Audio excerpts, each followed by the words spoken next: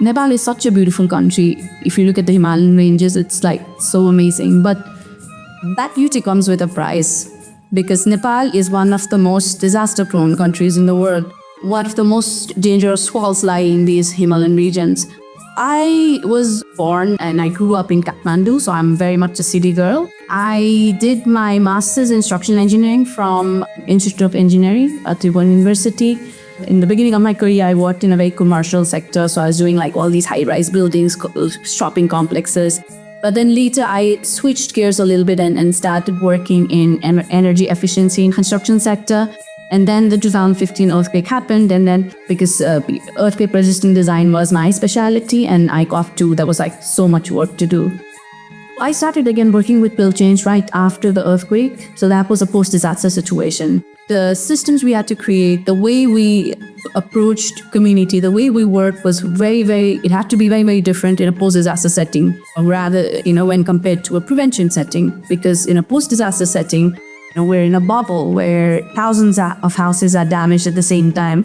What really inspired me was the type of work that they do. I love working with people, with communities, and particularly in housing, in improving existing housing. But when I meet these homeowners, each one has such beautiful stories to tell, and they're so grateful for the support we're providing, that is very fulfilling for me. It was very important for us to be efficient, because we had limited resources, we had limited experienced structural engineers, we had more younger engineers that we could send out in the field, and everything was happening in such a scale. With our technical support centers, we were providing design drawings to more than 5,000 homeowners. So things had to happen at that scale, and it would never work if we had used conventional method. We had to be more efficient in delivering that service to our homeowners, to our people, the funders, to our donors. So that's why we had to be more efficient.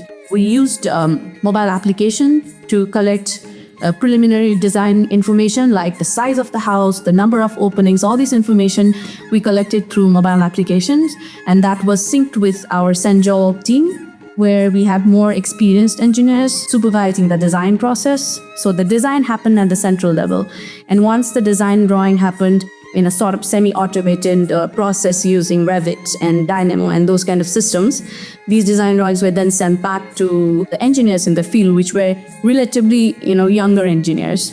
So these engineers that design in their hands, they then helped homeowners to construct that design into an actual strengthened house. We created these different systems using technology, which we now call it our BCTAP, which is the BCTAP platform. We're taking all these innovations that we did in Nepal, we're taking it out to places like other country programs like Colombia and Philippines and Indonesia. And then in the same way, we're taking all these learnings from these different places and bringing back to Nepal. We work very closely with the government, adhere to their standards, building codes, building standards. We've designed type designs for retrofits and new constructions, and we've done that very closely, working very closely with the government. We worked with a lot of microfinance partners as well to provide access to finance for homeowners who want to build, beautiful houses, resilient houses.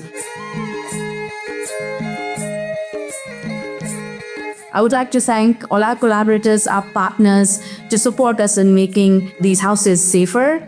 And I'm so glad to be part of this team.